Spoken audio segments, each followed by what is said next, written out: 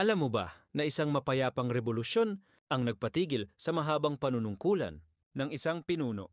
Isang revolusyon kung saan hindi armas ang ginamit, kundi pagkakaisa, pananampalataya at tapang. Ito ang kwento ng EDSA People Power Revolution. Bago ang 1986, halos 2 dekada nang namumuno si Ferdinand Marcos. Noong 1972, idineklara niya ang martial law kung saan mahigpit ang mga patakaran, may limitasyon sa malayang pamamahayag at maraming lumaban sa sistema. Maraming Pilipino ang natakot pero hindi habang buhay. Dumating ang 1983. Nangyari ang trahedya sa pagbabalik ni Ninoy Aquino, isang matapang na kritiko ng gobyerno. Dito nagsimulang lumakas ang tinig ng mamamayan. Pebrero 7, 1986, nagdaos ng snap elections si Marcos at tumakbo laban kay Cory Aquino. Pero maraming lumabas na ulat ng pandaraya. Hindi ito tinanggap ng maraming Pilipino. Lumakas ang panawagan. Si Cory ang tunay na pinili ng taumbayan. Pebrero 22, 1986.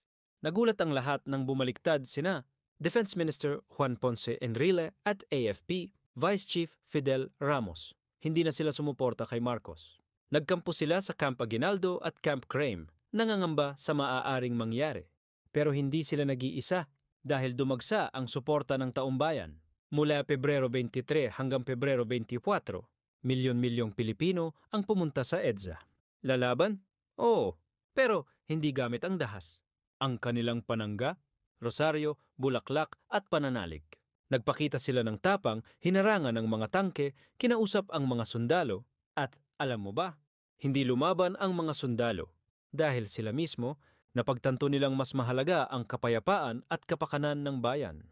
Pebrero 25, 1986, dahil sa lumalakas na panawagan mula sa taumbayan at sa buong mundo. Umalis si Marcos at ang kanyang pamilya patungong Hawaii. Nagtapos ang kanilang panunungkulan at ang bagong pangulo, si Corazon Aquino, ang kauna-unahang babaeng pangulo ng Pilipinas. Kapag ang taumbayan ay nagkaisa, may kakayahan itong magdala ng pagbabago.